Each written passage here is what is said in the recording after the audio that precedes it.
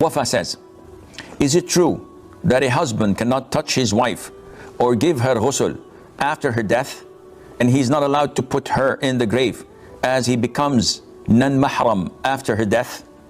Now, this is quite common misconception among the people of the subcontinent, and I believe it might be something mentioned in Al-Hanafi school of thought.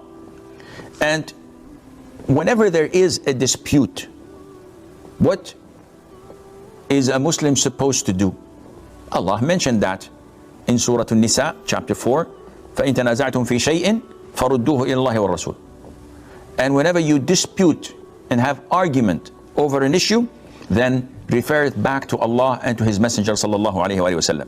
And all scholars say that referring it to Allah and to His Messenger alayhi salatu wasallam at the moment means referring it to the Qur'an and to the Sunnah of the Prophet sallallahu alaihi wasallam. So all the answers we need are found in the Qur'an and in the prophetic teachings.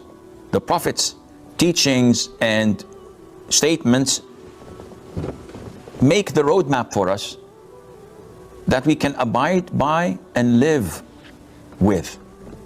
So we come to the issue of a woman becomes separated and not married to her husband after one of them dies. How valid is this? He cannot wash her, she cannot wash him. He cannot put her and place her in her grave because now she is a non-mahram, he cannot touch her.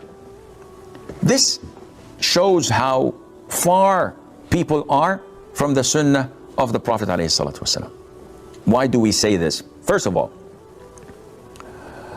the Prophet said ﷺ to Mother Aisha in an authentic hadith, when he came to visit her and she was suffering from a headache. She was ill and tired. So he was joking with her and he said, while she was sick and having this headache, "Oh Aisha, imagine if you die and I wash you, shroud you, and perform janazah prayer and I bury you. Imagine if this happens." And Aisha was angry and said, "No, by Allah, you will go to one of my co-wives and spend the night there." So she did not think of dying or being washed, shrouded, and prayed janazah and placed in her grave, but she was thinking of her jealousy that overtook her again.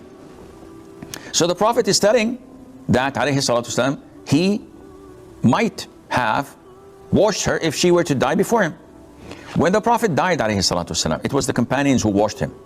Mother Aisha said, had it been to me and my co-wives, my other sisters, no one would have washed the Prophet ﷺ except us. Not only that, when Fatima, may Allah be pleased with her, the daughter of the Prophet ﷺ, died, it was Ali ibn Abi Talib who washed her. And when Abu Bakr as-Siddiq, may Allah be pleased with him, died, it was his wife Asma bint Umays who washed him. So now we've referred this back to the Quran and to the Sunnah. Do we still follow this wrong opinion that prohibits a wife from seeing her husband after his death, from washing him, from touching him? Some people say, your wife died, we washed her, we're taking her to the masjid for prayer, but you cannot kiss her, you cannot see her face, you cannot touch her. What nonsense is this? The Sunnah of the Prophet ﷺ is crystal clear. The actions of the Sahaba is crystal clear. And as Muslims, we abide by that. We don't abide by whatever Tom, Dick, or Harry say in the religion of Allah Azza wa Jal. Because there are so many people who would come and say things that are not related to Islam.